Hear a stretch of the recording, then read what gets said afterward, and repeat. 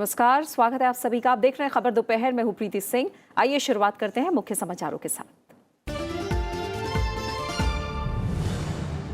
Mission शक्ति का सफल परीक्षण कर अंतरिक्ष के क्षेत्र में महाशक्ति बना भारत। लो अर्थ ऑर्बिट में लाइव सैटेलाइट को मार गिराने वाला अमेरिका, रूस और चीन के बाद बना चौथा देश। महज 3 मिनट में मिशन शक्ति पूरा।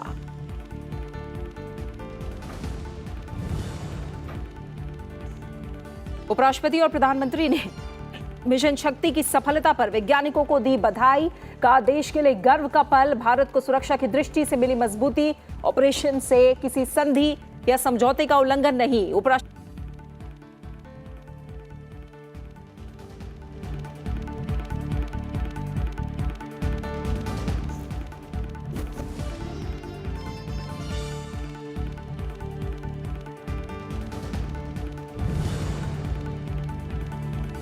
लोकपाल कमेटी के सदस्यों ने ली शपथ। लोकपाल पिनाकी चंद्र घोष ने दिलाई पद और गोपनीयता की शपथ। लोकपाल में 4 गैर न्यायिक सदस्य नियुक्त।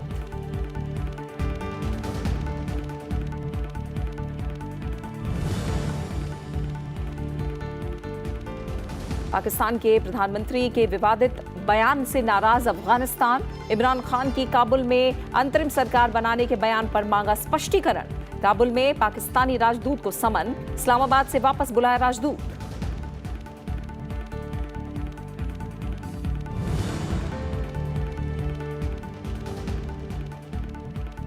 Sultan Azlan Shah hockey tournament में आज भारत की भिड़ंत कनाडा से। जीत के सिलसिले को जारी रखने के इरादे से उतरेगी टीम इंडिया। मेजबान मलेशिया को 4-2 से हराने के बाद टीम के हौसले बुलंद।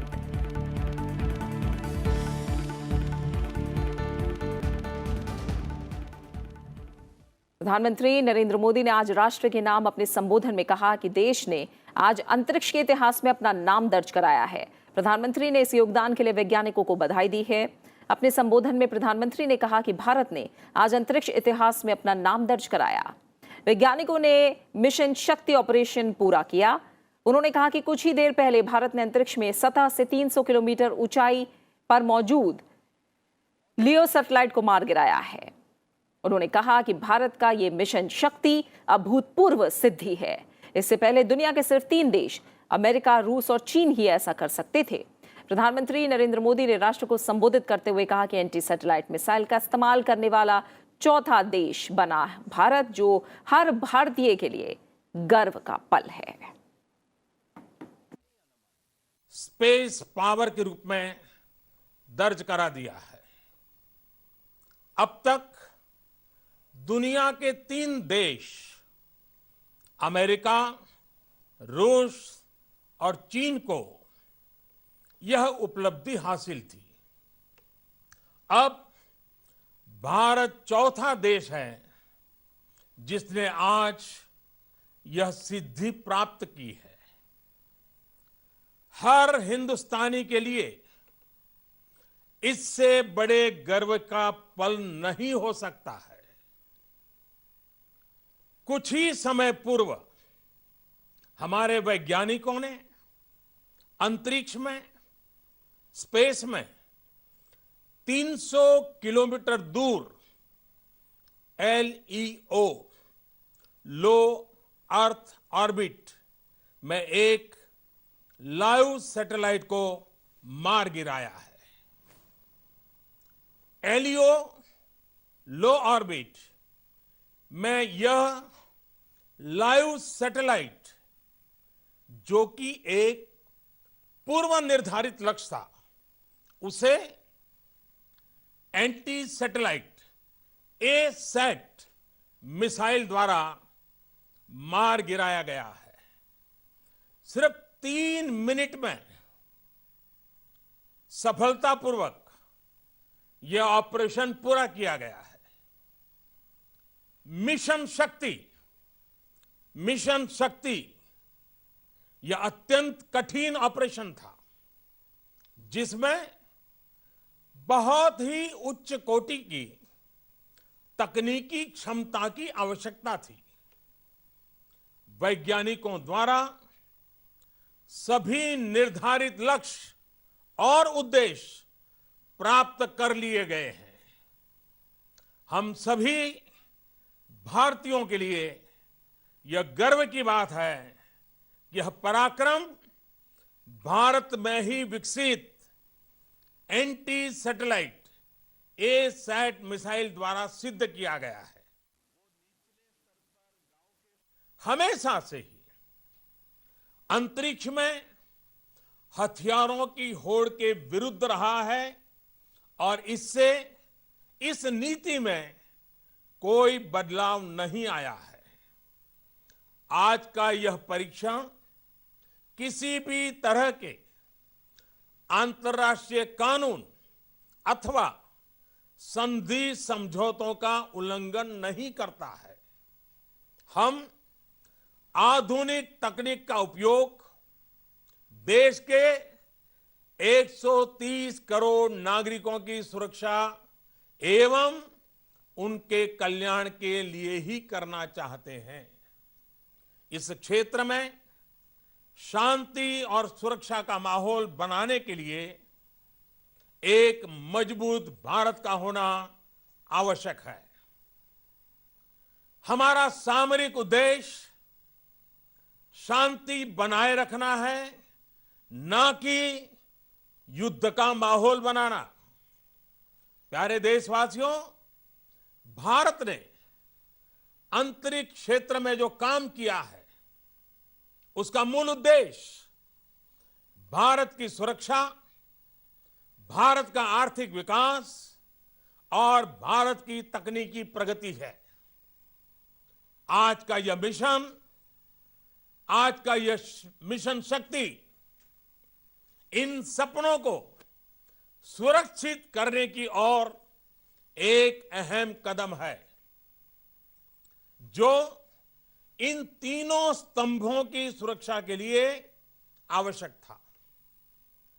आज की सफलता को आने वाले समय में एक सुरक्षित राष्ट्र, समृद्ध राष्ट्र और शांतिप्रिय राष्ट्र की ओर बढ़ते कदम के रूप में देखना चाहिए।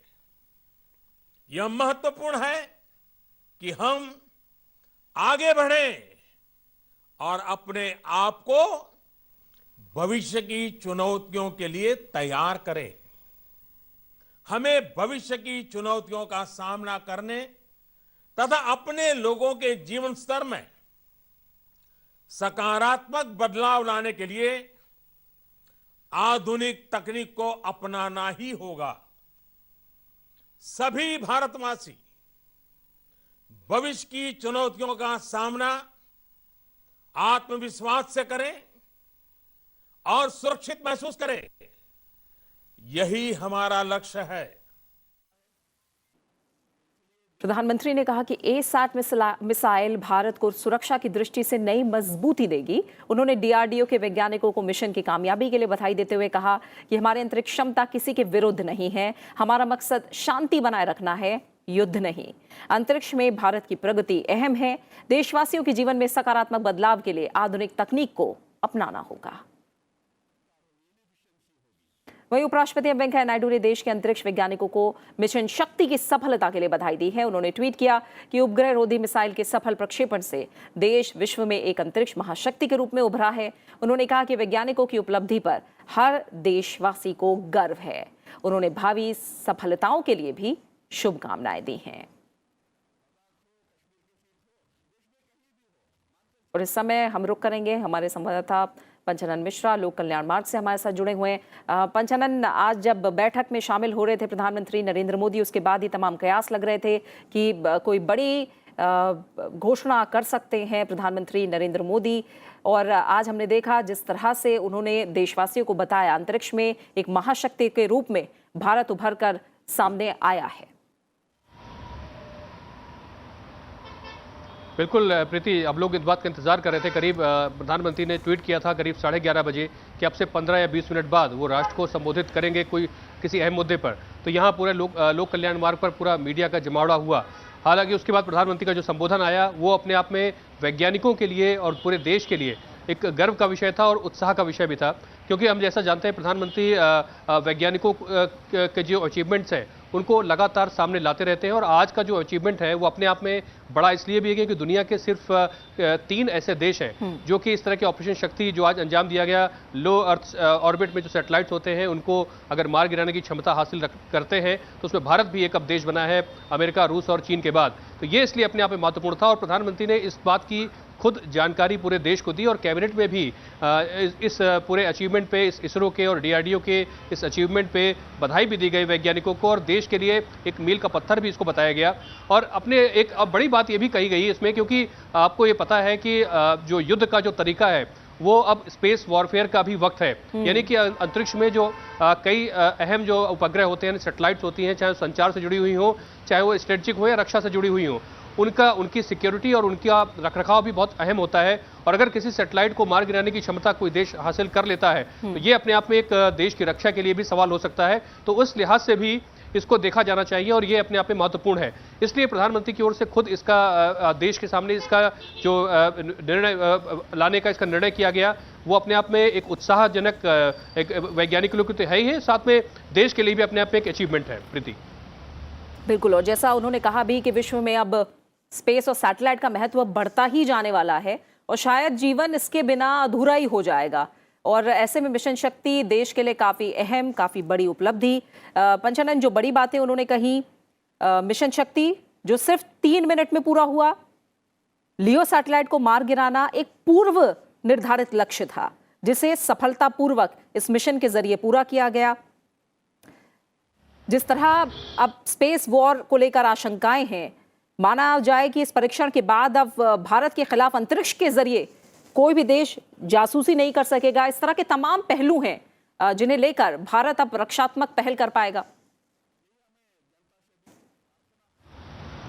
जी देखिए, कुछ जो वैज्ञानिक इस बारे में जानते हैं उनसे जो बात हुई, उनका ये कहना है कि एक तो लो अर्थ ऑर्बिट जो अपने आप में एक बहुत ही एक कठिन ऑपरेशन था, बहुत ही डिफिकल्ट इसको ऑपरेशन कहा जाता है, उसमें करीब 300 किलोमीटर की दूरी से इसको एंटी सैटेलाइट जो मिसाइल है उसको जो लॉन्च करके और उसको मार गिराना अपने आप में बहुत बड़ी बात है। लो अर्थ ऑर्बिट अपने आप में इसलिए भी महत्वपूर्ण है क्योंकि जो अधिकतर सैटेलाइट्स हैं वहीं पर उनको तैनात किया जाता है, वहीं से वो अपना काम करती हैं, तो वो उस जगह की पे उस ऑपरेशन को अंजाम देना ये बहुत महत्वपूर्ण था। और जिस तरह से स्पेस वॉरफेयर की बात प्रधानमंत्री ने कही, और ये भी कहा कि भारत एक शांतिप्रिय देश है, और शांतिप्रिय उद्देश्यों के लिए ही, चाहे वो परमाणु परीक्षण किया गया हो पोखरण का, और चाहे इस तरह के ऑपरेशन यानी इस तरह के अचीवमेंट को हासिल किया गया, वो शांतिपूर्ण उद्देश्यों के लिए है। लेकिन इसमें एक कड़ा संदेश भी छिपा हुआ है, और वो संदेश यही है कि भारत अब एक चौथा ऐसा देश है जो इस क्षमता को हासिल कर चुका है, और शांतिपूर्ण उद्देश्यों के अलावा अगर जरूरत पड़ती है या फिर ऐसी कोई चुनौती आती है तो उन ऑपरेशंस को अंजाम देने में भी भारत पूरी तरह सक्षम है। तो ये अपने आप में उसके पीछे एक संदेश रहा, और वैज्ञानिकों और डीआरडीओ का, ये इसरो का अपने आप में एक बहुत ही महत्वपूर्ण इसको अचीवमेंट माना जा रहा है। और जैसा कि भारत पूरे दुनिया में भारत के इस बात का लोहा माना जाता है कि जो स्पेस पावर भारत के पास है वो बड़े बड़े विकसित देशों के पास उस तरह की पावर कम ही देशों के पास है, और भारत उस क्षेत्र में एक अग्रणी देश है।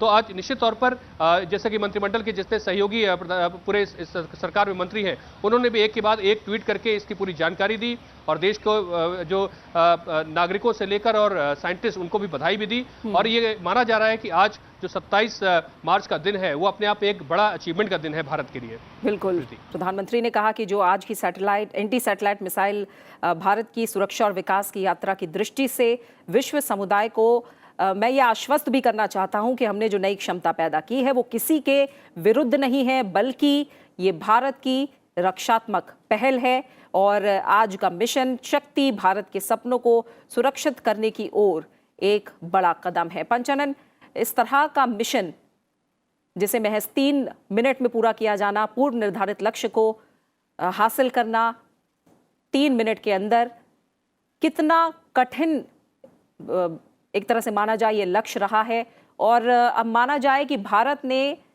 रक्षा क्षेत्र में कई साल आगे की तैयारी कर ली है।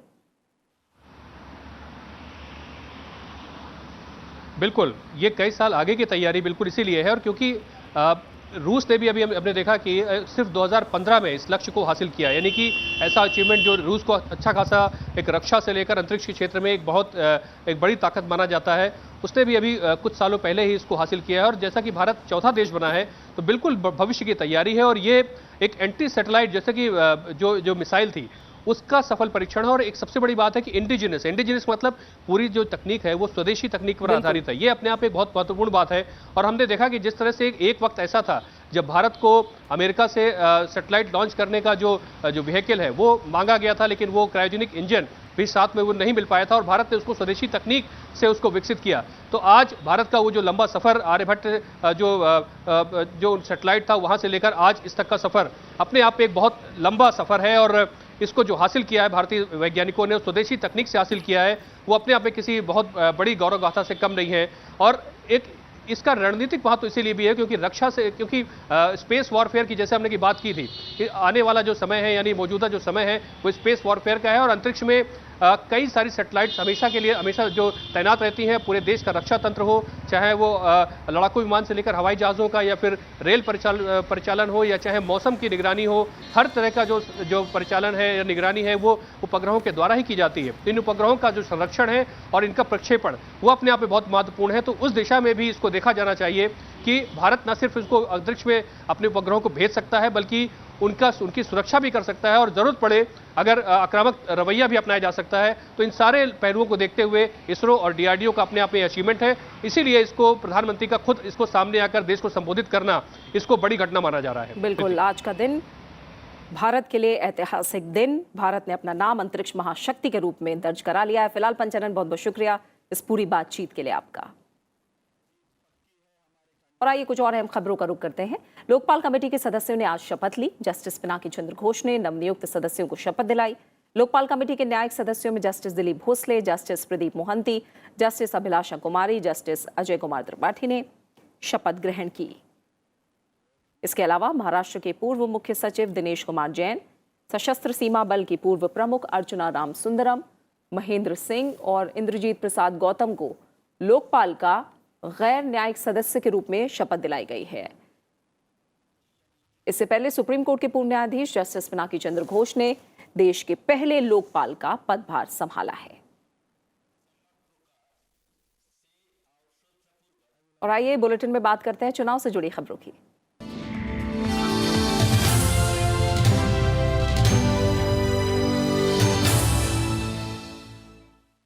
चुनाव आयोग ने लोकसभा चुनाव के दौरान उम्मीदवारों के खर्च की सीमा के पालन और सुरक्षा इंतजामों पर निगरानी के लिए अलग अलग राज्यों में विशेष पर्यवेक्षक तैनात किए हैं। आयोग ने पश्चिम बंगाल, मिजोरम, झारखंड और त्रिपुरा के लिए विशेष केंद्रीय पुलिस पर्यवेक्षकों की नियुक्ति की है। बीएसएफ के पूर्व महानिदेशक के शर्मा को पश्चिम बंगाल और झारखंड के लिए विशेष केंद्रीय पुलिस पर्यवेक्षक नियुक्त किया गया है। के शर्मा को पश्चिम बंगाल का पुलिस पर्यवेक्षक नियुक्त किए जाने पर टीएमसी ने सवाल उठाए हैं। मणिपुर के पूर्व पुलिस महानिदेशक मृणाल कांति दास को त्रिपुरा और मिजोरम के लिए विशेष पर्यवेक्षक बनाया गया है। इन्हें संबद्ध राज्यों में सुरक्षा बलों की तैनाती और दूसरे सुरक्षा इंतजामों पर निगरानी की जिम्मेदारी सौंपी गई है। इसके अलावा आयोग ने आंध्र प्रदेश में 3 वरिष्ठ पुलिस अधिकारियों के खिलाफ शिकायतें मिलने पर इनके तबादले भी किए हैं। वहीं आंध्र प्रदेश, अरुणाचल प्रदेश, गुजरात, कर्नाटक, नागालैंड और तेलंगाना के लिए चुनाव खर्च की सीमा पर निगरानी के लिए विशेष पर्यवेक्षक नियुक्त हुए हैं। खर्च की सीमा पर निगरानी के लिए तैनात पर्यवेक्षकों में पूर्व प्रशासनिक अधिकारी गोपाल मुखर्जी को आंध्र प्रदेश और तेलंगाना और डीडी गोयल को अरुणाचल प्रदेश और नागालैंड के लिए विशेष पर्यवेक्षक तैनात किया गया है। जबकि वरिष्ठ सेवानिवृत्त अधिकारी शैलेंद्र हांडा को गुजरात और मधु महाजन को कर्नाटक का अतिरिक्त प्रभार सौंपा गया है।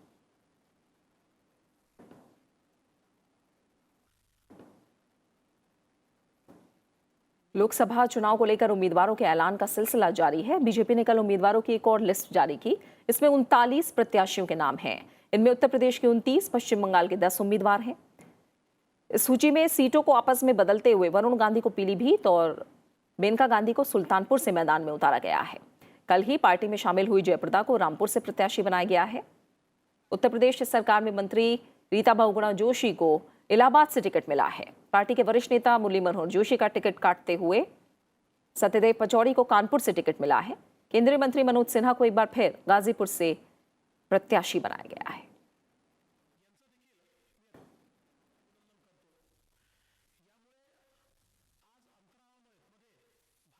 उत्तर प्रदेश के अध्यक्ष महेंद्र पांडे जी चंदौली से चुनाव लड़ेंगे पुनः। उसके साथ केंद्रीय मंत्री मनोज सिन्हा जी वो गाजीपुर से पुनः चुनाव लड़ेंगे। इसके साथ साथ मेनका गांधी जी वह सुल्तानपुर से चुनाव लड़ेंगी और वरुण गांधी वह पीलीभीत से चुनाव लड़ेंगे। कांग्रेस ने भी लोकसभा चुनाव के लिए उम्मीदवारों की 12वीं सूची जारी की। इसमें उत्तर प्रदेश में रामपुर से संजय कपूर को, गुजरात में नवसारी से धर्मेश बी पटेल को और नरेश माहेश्वरी को कच्छ से प्रत्याशी बनाया गया है। अब तक कांग्रेस ने 262 लोकसभा सीटों के लिए उम्मीदवार घोषित कर दिए हैं।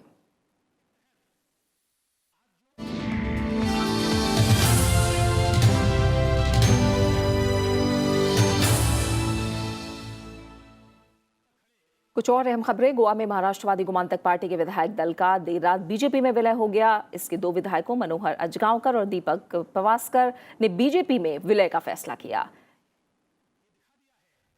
कुल 3 विधायक हैं महाराष्ट्रवादी गोमांतक पार्टी के। 36 सदस्यों वाले सदन में बीजेपी के अब 14 विधायक हो गए हैं।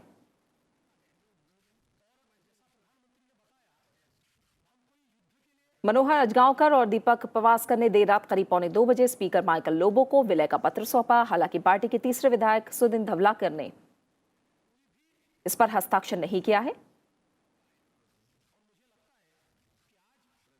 धवालेकर बीजेपी के नेतृत्व वाली गोवा सरकार में उप मुख्यमंत्री हैं। दल बदल विरोधी कानून के तहत कम से कम 2/3 विधायक अगर एक साथ पार्टी छोड़ते हैं तभी उन्हें एक पृथक दल के रूप में मान्यता दी जा सकती है और पार्टी छोड़ने वाले विधायकों की विधानसभा सदस्यता भी बरकरार रह सकती है। इस घटनाक्रम से बीजेपी के विधायकों की संख्या 12 से बढ़कर 14 हो गई है। अब बीजेपी के विधायकों की संख्या कांग्रेस के बराबर हो गई है। महाराष्ट्रवादी गोमांतक पार्टी 2012 से ही बीजेपी की सहयोगी पार्टी रही है। 2/3 of the legislators of Maharashtrawaddi Gomantak Party has submitted me a letter that they have formed a separate group and they are merging it with Bharatiya Janata Party. And all the formalities were conducted. The letters was received from them and order was issued and a bulletin also was issued to be circulated to all the members of the house. So all the formalities as per the Constitution of India has been completed.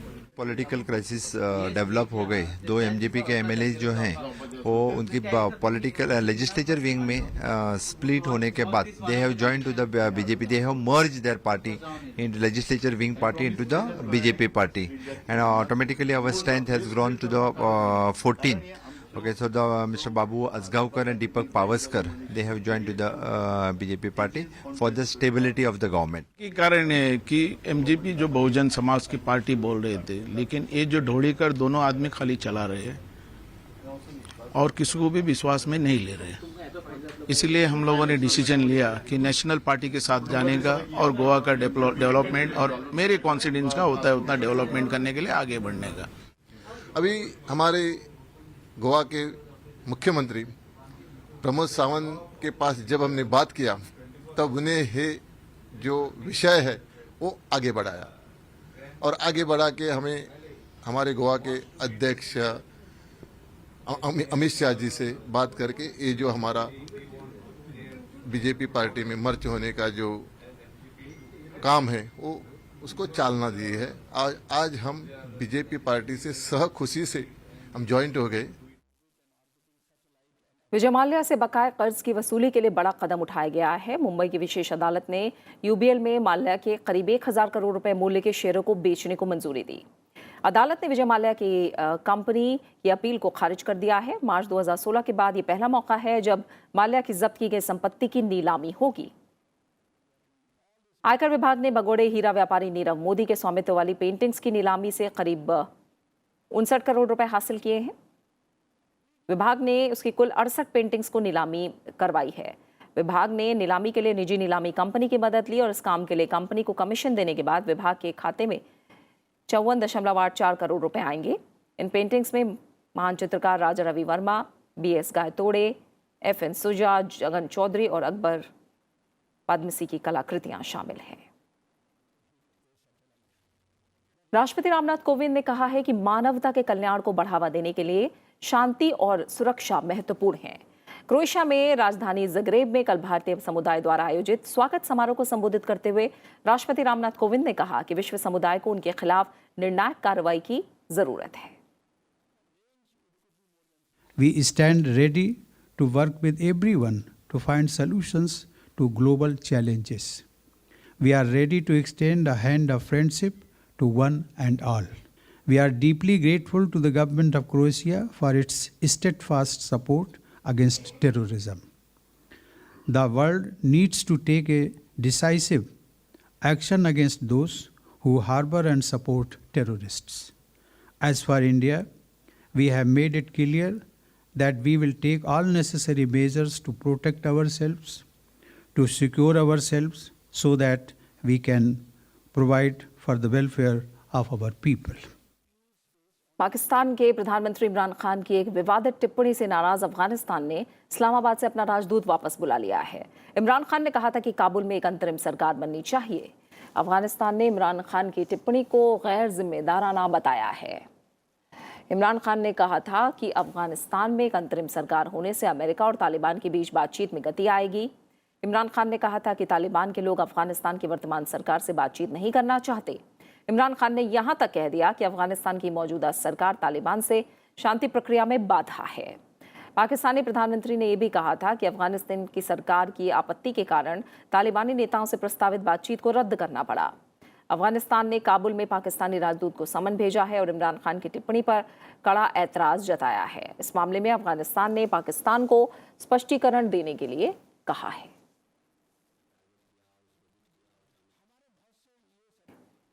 और बात खेल की दुनिया की। Malaysia के Ipoh में Sultan Azlan Shah cup hockey tournament के तीसरे लीग मैच में भारत ने मलेशिया को हरा दिया।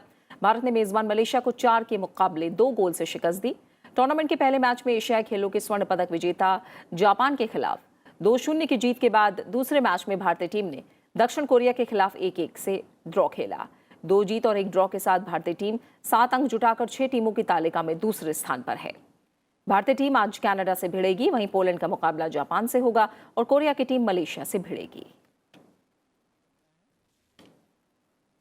और इसी के साथ फिलहाल खबर दोपहर में इतना ही। आप बने रहिए राज्यसभा टीवी के साथ। नमस्कार।